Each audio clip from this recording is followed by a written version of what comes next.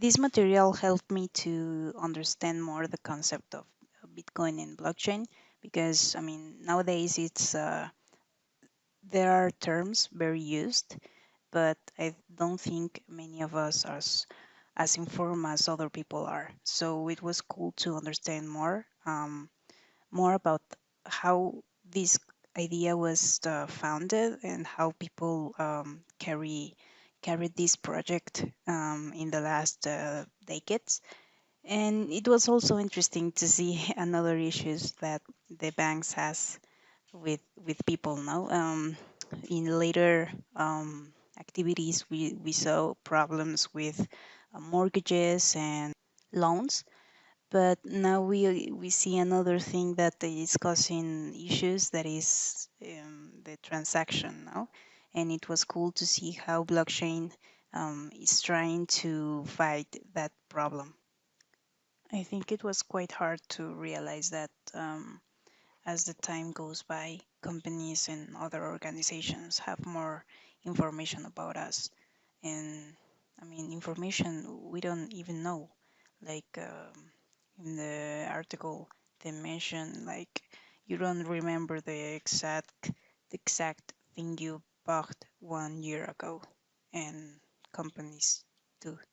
So yeah, I mean, we're giving them information, and they're monetizing it, so they're gaining profits and we don't receive anything.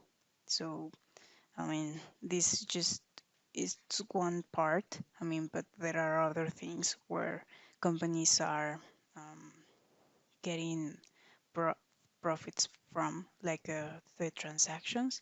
And it's good to see that there are people who are, I mean, they realize that before, and they're trying to change the situation by developing new solutions, such as Satoshi Nakamoto or other people. I mean, not entirely in technology, but also with information, just like the guy from WikiLeaks. So it's good to know that there are people who are, I mean, looking for us out there.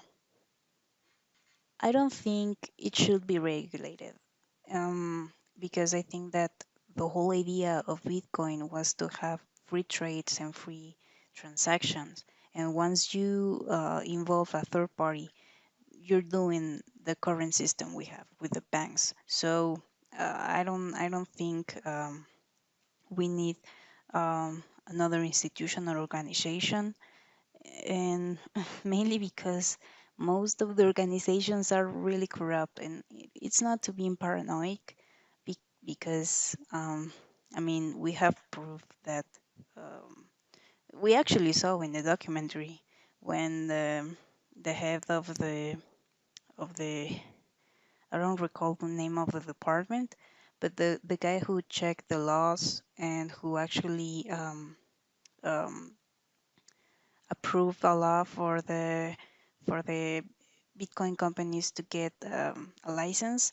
I mean, he did that supposedly to regulate them and to prevent them to um, give money to I don't know, criminal organizations.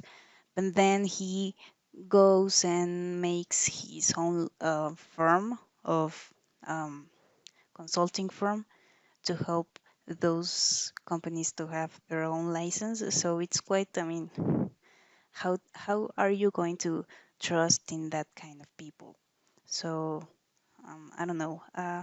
Maybe yes, I'm all being a little paranoid because I don't trust the government anymore. But I don't think it should be regulated.